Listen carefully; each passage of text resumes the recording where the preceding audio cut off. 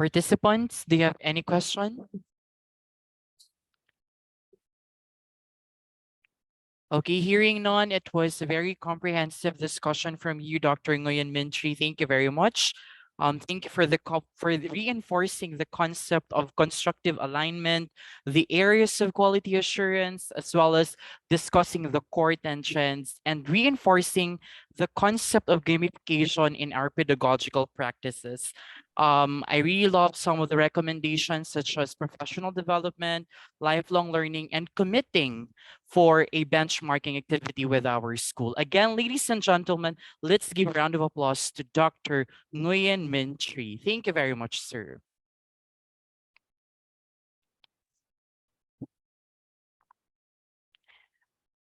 At this juncture, we'll now proceed to the introduction of our second plenary speaker, to be given to us by Dr. Sheila B. Bordado, the Assistant Vice President for Academic Affairs of Naga College Foundation Incorporated.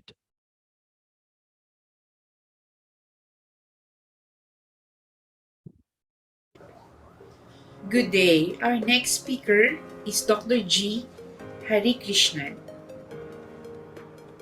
who works as the principal of the Holy Grace Engineering College in Kerala, India, and the initiator of the project Think Tank in various institutions with an objective of developing creative thinking and social well-being. Dr. G. Harish Krishnan completed his bachelor's degree in Electronics and Communication Engineering at Anna University in Chennai. He then took his master's degree in technology, specializing in remote sensing and wireless sensor networks at Amrita University in India. He pursued his further studies in the broad area of communication and networking as his specialization in his doctorate degree in engineering at SCSVMV University in Kanchipuram, India. In addition to his expertise, Dr. G. Harish Krishnan successfully completed his master's degree in business administration, major in marketing management at Bharathiar University in Coimbatore, India. He has been involved in several student-centric and academic development programs, career guidance, and mind-building counseling activities. Several psychological counseling activities in which he had developed his own psychometric methods of teaching and learning, and conducted several training programs on effective student-centric teaching and learning process. In 2019, Dr. G. Harish Krishnan was awarded as a Distinguished Engineer by the International Professional Society, Malaysia. Due to his passion in psychology and student counseling, he is presently completing his master's degree in applied psychology. Ladies and gentlemen, let us welcome our next speaker, Dr. G. Harish Krishnan.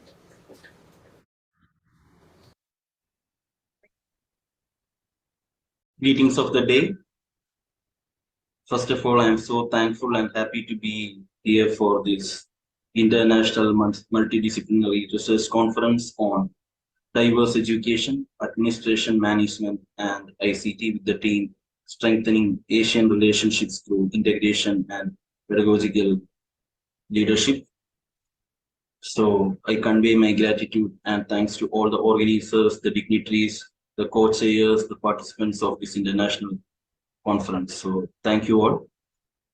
So my topic of discussion is on upskilling and upscaling technological experience in better knowledge. So it's a wide topic with a lot of prominence in current scenario. So I would like to start my discussion. Let's start with upskilling. Actually, upskilling is the process of acquiring new and relevant competencies needed today and in the near future. Common examples of upskilling efforts include digital skills, analytical skills, and organizational transformation skills. So the questions come. Why upskilling is the key of future work? Yes, upskilling has become increasingly relevant over the past years. There are several reasons for this, but the most important one is the growing, that is the digital gap. Many companies are facing. The difference between what employers want or need the employees to be able to do and what those employees can actually do. So let's see the main causes of current skill gaps. The main causes are first one, skill gap due to an aging workforce. The baby boom generation has been and will be retiring for a while now. Naturally, this creates a gap, both in terms of open positions that are hard to fill and in terms of skills and knowledge that get lost in the process. So the second one is that skills gap, skills gap due to digitalization. We are currently in the midst of so-called the fourth industrial revolution. Developments in the fields like artificial intelligence, robotics, and other technologies are happening faster and faster.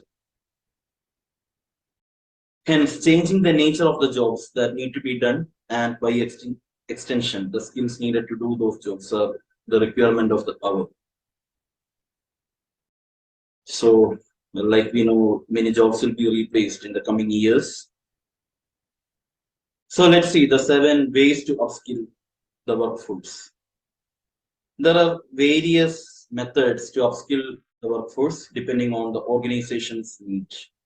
That is, first of all, we must understand or analyze the skill gap using a skill gap analysis. And we can see that one method may be more suitable than the others. Sometimes it may be a combination of different methods depending upon the organizational structure and the work environment. So first one is the learning and development, the L&D program. Upskilling the workforce by your learning and development program is probably the most obvious way to go. The learning and development program, however, is the result of a learning and development strategy. Depending on the model we use to create such a strategy, there are 4 phases required. An analysis of training needs, specification of learning objectives, design of training content and method, monitoring and evaluation. Every organization will end up with a slightly different learning and development strategy and program naturally. This means that the learning methods a company chosen to upskill the workforce will vary as well as. Because the environment may be different, the organization structure may be different, so the methodology may be different. Definitely, it must be different. Some organizations will prefer online courses in combination with real life lectures and seminars, while others will go for peer coaching and an upskill track on the learning management system, that's LMS. Then the second one is job rotation. Job rotation is the key technique in job design or redesign. In the practice of moving employees between jobs in an organization can be an excellent way to transfer specific skills and knowledge and competencies. Actually, these rotations are mostly lateral. This means that they take place between jobs on the same level. They also often temporarily, so people tend to move back to their original job after a certain period, so they may be getting an exposure on other departments. For example, managers may need to gain experience in different departments so that their organizational competency will be improving, understanding the concept of different departments, which will be leading them to a better analytical methodologies. Third one is the job enlargement. Job enlargement involves including additional activities with the same level of an existing role.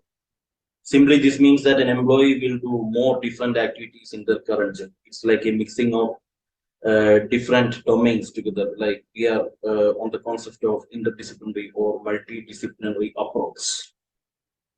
Job enlargement teaches people a variety of skills and helps their career growth.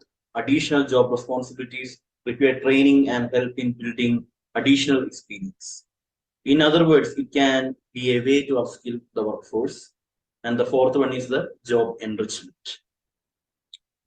Actually, the title is also having a terminology that upscaling.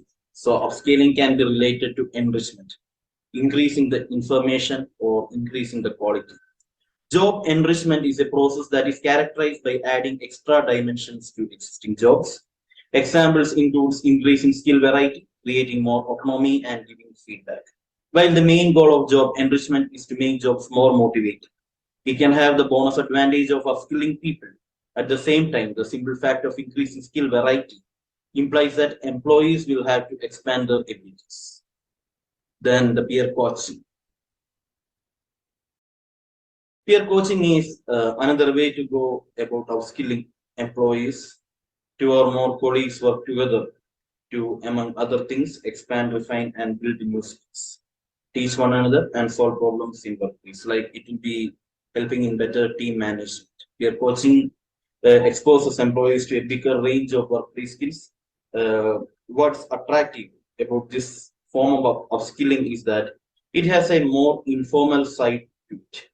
People have a peer, they can talk to directly, ask questions when they come up and learn from by watching them during their work. Then uh, this process offers people the opportunity to build leadership skills such as active listening, effective feedback, timely communication, and the ability to teach and mentor. As such, it can be a great way of upskilling the soft skills of your employees. It involves the people management skill, how to manage a situation, how to interact with your colleagues, and how to make a better team and like a better teamwork. So this playing a vital role. Then the peer monitoring. While peer monitoring and peer coaching certainly have similarities, they don't have the same. With the mentoring, a more experienced employee teaches knowledge and skills to a less experienced one. Like it's like a give and take policy.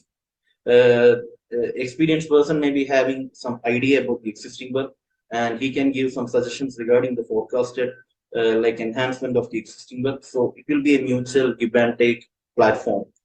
And the thing is that the mentor also provides guidance.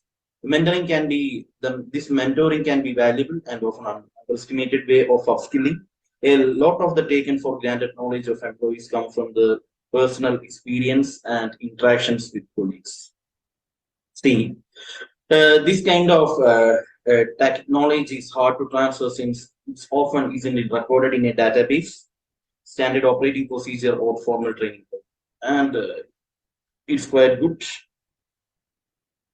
So the seventh one is like hiring an external expert or specialist. Sometimes we need to hire an external person, and it's going to have a great impact. Like an outsider is coming, an external is coming to the team, so that it's giving a better plus. Sometimes you need to upskill people, but you don't have the in-house capacity to do so, either because you need employees with certain skills as soon as possible, and training them would simply take too long, or perhaps because the skills you need are so new that you don't have the knowledge and experience to start upskilling people. In current context, this can, for instance, be the case regarding digital skills and technical skills like programming and app development. A solution might be to hire freelance specialists or contractors. These people can bring the exact skill, competencies, and experience you need to get started on a new project. By teaming these external experts up with the right people from within the company, you create an upskilling opportunity. Ideally, by the time the project is done, you will have the capability you previously lacked in house or had time to create an learning and development strategy that will do so in no too distant future. Then the digital upskilling. Digital upskilling will become increasingly important over the next few years. According to the World Economic Forum, by 2022, almost half of the global workforce will need to either expand or replace their current skills. We are very much familiar. I will just tell you one thing. A recent report in the Netherlands found that 50% of workers in the country need to be upskilled on digital skills. These skills depend on the role, of course, but could include line typing, using software like basically it can be merely the MS Office, being able to properly use computers, being able to use social media, then basic programming. These are the fundamental areas which I'm telling. There are many other higher end areas too. So this is the main thing which we have to focus. Now, how to go about the digital upskilling of the workforce? Yes, by choosing or one or more of the methods we have discussed nearly, like we have discussed the 7 methods and the main 4 areas how to enrich the capability of the skills. While we can use them, we can use all of them, or there are probably a few techniques that are better suited when it comes to digital upskilling due to the nature of the digital skills. They tend to expire and evolve faster, which means that, for instance, peer coaching and mentoring, job location, and hiring external specialists will work better than a more long term training program. Because we can get a quick response or quick result with these methodologies. Then, actually, it's a new world that needs new skills. We are all entering into a new world. During all the 10 years, there is a drastic change.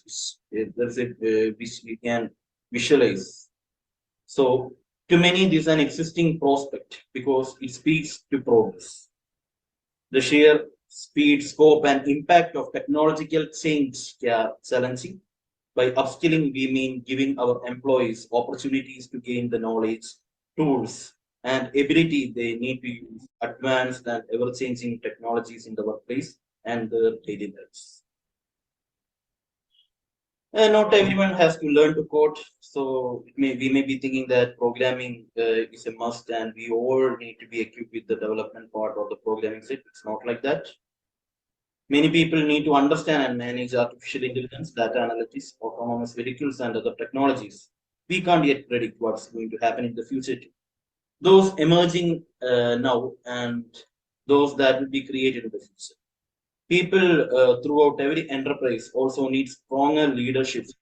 That is the most prominent area which we have to come into the picture right now. That is the leadership. So actually talking about the leadership skills, it is the ability to inspire and empower others to take on challenge of continuous learning and to make good decisions about the use and implementation of technology. So research shows that 1 in 3 job is likely to be severely disrupted or to disappear in the next decade because of technological change. As we know, we have discussed the involvement of artificial intelligence. This could affect almost half of all low skilled jobs and a third of semi skilled jobs. Already, there is a skill mismatch around the world, and millions of jobs are going unfilled. It is not possible to recruit enough already skilled people to do that. The only option is to help members of the existing workforce, those currently excluded, those starting their working lives, and those in the next generation gain the knowledge and skills they need. And that's the society needs them to have in the digital age. So upskilling is not simply a matter of teaching people how to use a new device. It's not that. The device may be obsolete by next year. We don't know because changes are happening. The device will be changing, the design will be changing, the compatibility will be different. So the upskilling experience involves learning how to think, act, and thrive in a digital world that is sustainable over time. For example, the growing use of surveillance devices is forcing us to think differently about ethics and governance. Exactly. Advances in genetic engineering and artificial intelligence are raising questions about the nature of being human. The digital divide between the rich and poor has led us to consider what constitutes a fair economy. Social fracturing has been exacerbated by digital media, forcing us to question the credibility of information. That is the data management, the data manipulation, and the authenticity of the data. And sooner or later, the pressure of climate change and advances in energy technology and mobility will force us to rethink our approaches to environmental sustainability. So, each nation will need to consider the demographics of its citizen, its level of tech maturity and makeup of its economy to develop its own upskilling solution. A territory with a developed economy, an aging population, and a strong service sector will have different priorities than a region with developing, mostly rural economy, and a population in which most people are under 30. So we have to consider all these attributes of the region or the country, on what phase it's doing, what population it's at. Accordingly, the upskilling has to be planned. Like a aged population has to be considered on a separate load, and a population having more 30s up to 30s age, that is the youth, young, young people are the heart or the force or the energy of a nation. So the training or upskilling can be done accordingly, be varying. Yet for all these differences, all the places in the world have one thing in common. But we can see there is one thing in common: a growing number of its working population who need to raise their capabilities and understanding. The challenge of upskilling reflects the speed and unpredictability of technological change. Our intention with this initiative is to encourage a multi-stakeholder approach in which everyone involved in this journey. It's not me or you. It's we who have to be involved in this process or the procedure, which can share what works, what is scalable, and where the opportunities lie.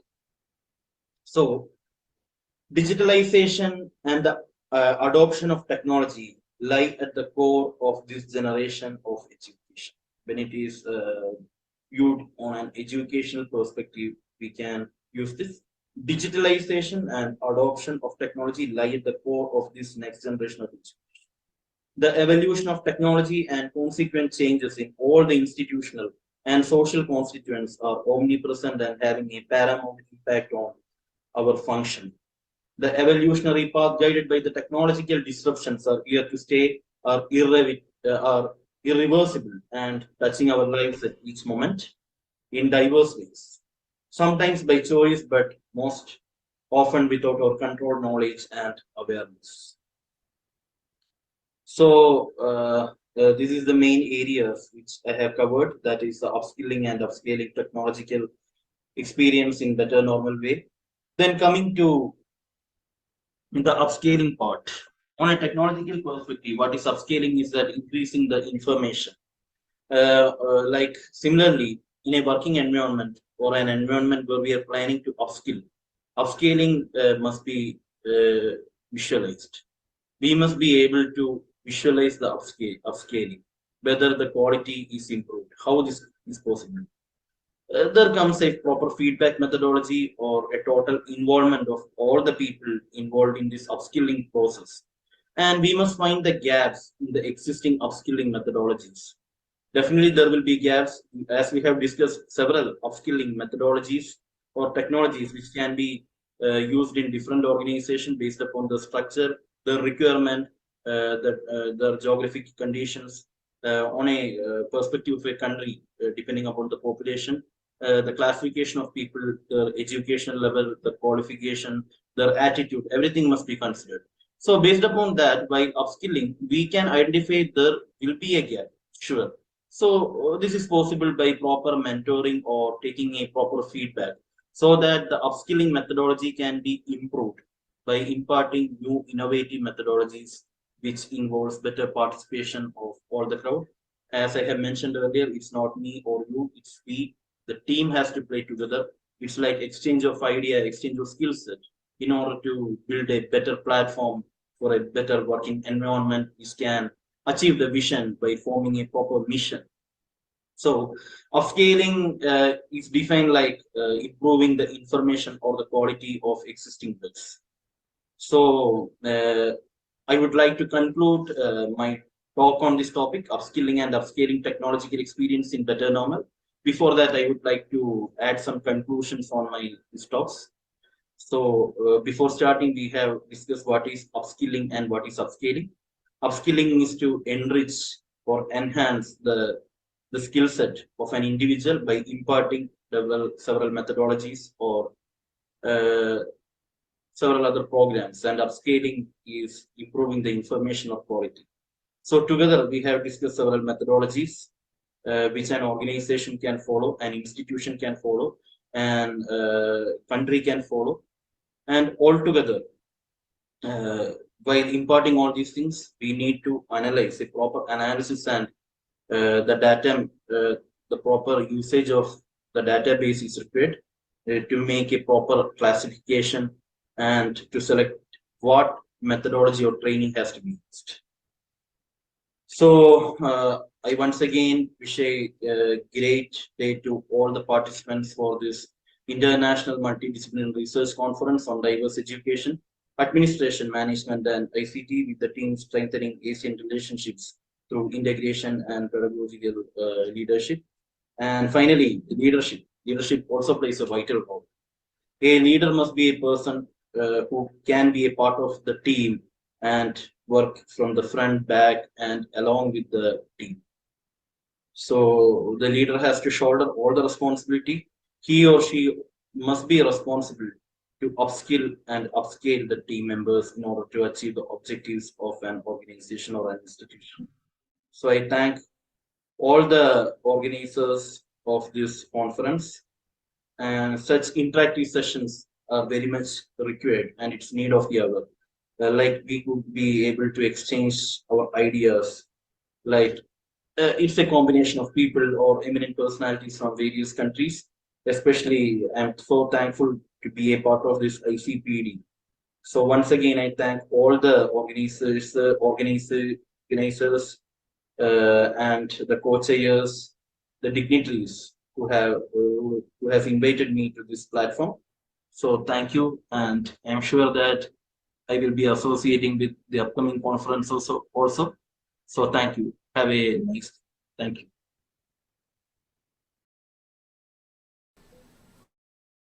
Thank you very much, Dr. G. Harikrishnan. We have witnessed his remark, his discussion about upskilling and upscaling technological experience in Better Normal. He cited several salient points about his talk, such as we must consider the classification of people, the qualifications of the educators, as well as the attitude of people towards the technological experience in order to bridge the gaps, in order to bridge the gaps of upskilling and upscaling technological experience in Better Normal. At this juncture, let us all welcome Ms. Cheryl Borja for her impression for the entire activity today.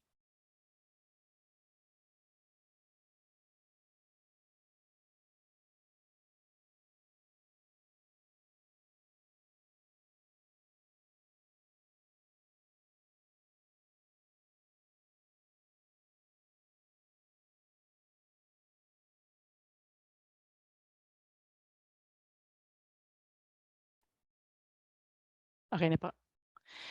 Good day, everyone. I am Mrs. Cheryl A. Borja, Naga College Foundation Incorporated PhD student, tasked to give an impression of today's session. Allow me to present it in a simple poem, and it goes this way.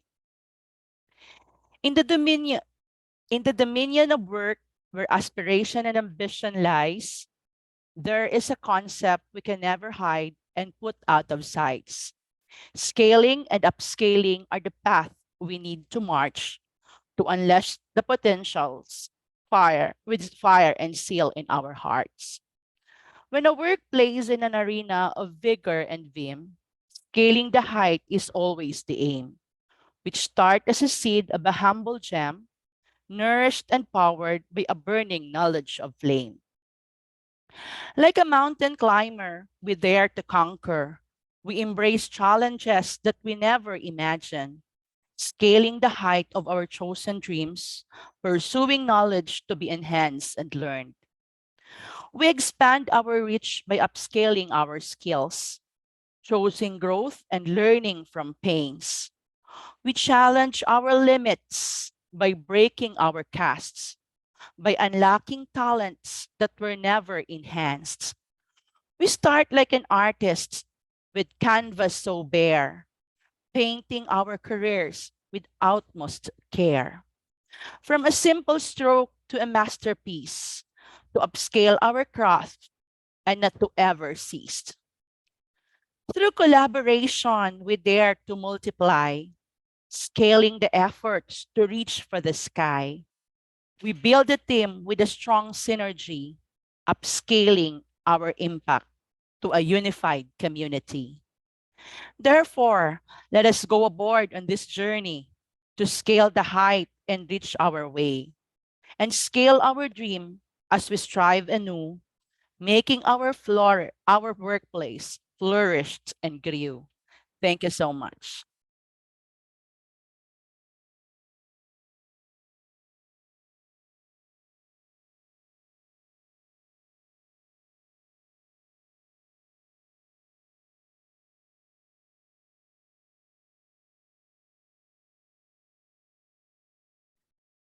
Thank you very much, Mom Cheryl Borja. She delivered a poem full of metaphors, scale the height and reach our way. Again, thank you very much, Ma'am Cheryl Borja. Participants, that ends our day one of the International Multidisciplinary Research Conference on Diverse Education, Administration, Management, and ICT. But before you leave our Zoom, kindly open your cameras for our photo opportunity. While you're opening your camera, may I just remind everybody that the evaluation link is now available in our chat box. Kindly fill out the evaluation form to validate your attendance. Again, kindly fill out the evaluation form posted in our chat to validate your attendance. I highly encourage everyone to open their cameras for the photo opportunity.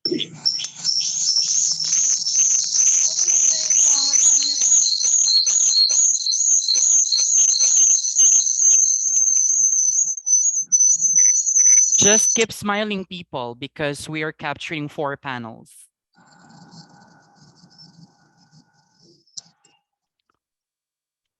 While we're taking photos tomorrow, please be at our Zoom at exactly 9 a.m. because we'll have 2 plenary sessions as well as research presentations. Again, please be here tomorrow at exactly 9 a.m. because we'll have 2 plenary sessions and research presentation. Do not forget to fill out our evaluation form to validate your attendance today. Okay, that ends our session today. Thank you very much for your attendance and congratulations. Please be here tomorrow at exactly 9 a.m. Thank you very much.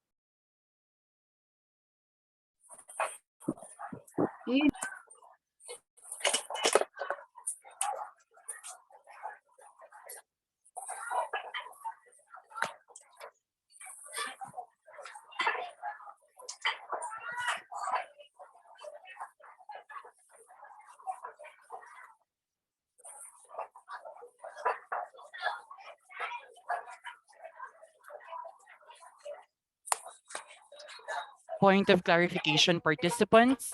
According to the organizer, the evaluation form will be closed at exactly 3:30 in the afternoon today. Again, we will close the evaluation at exactly 3:30 in the afternoon today. So kindly fill it out to The validate same your ID attendance. bukas.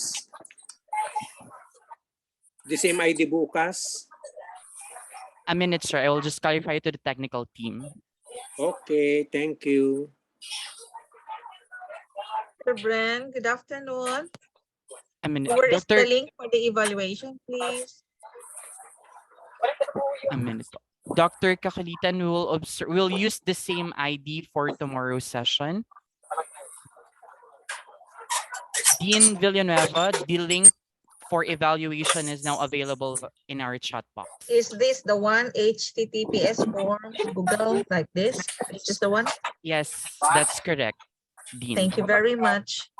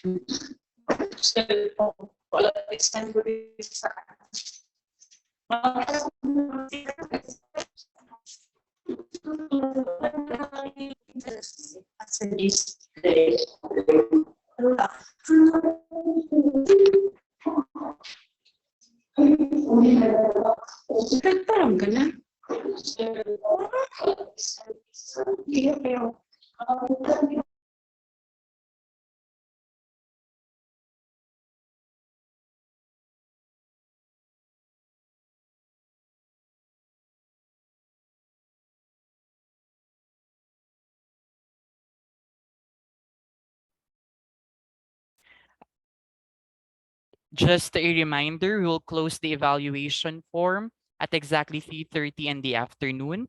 We'll see you tomorrow at exactly 9 a.m. for our 2 plenary sessions and the research presentation. You may now leave our Zoom. Thank you very much, everyone.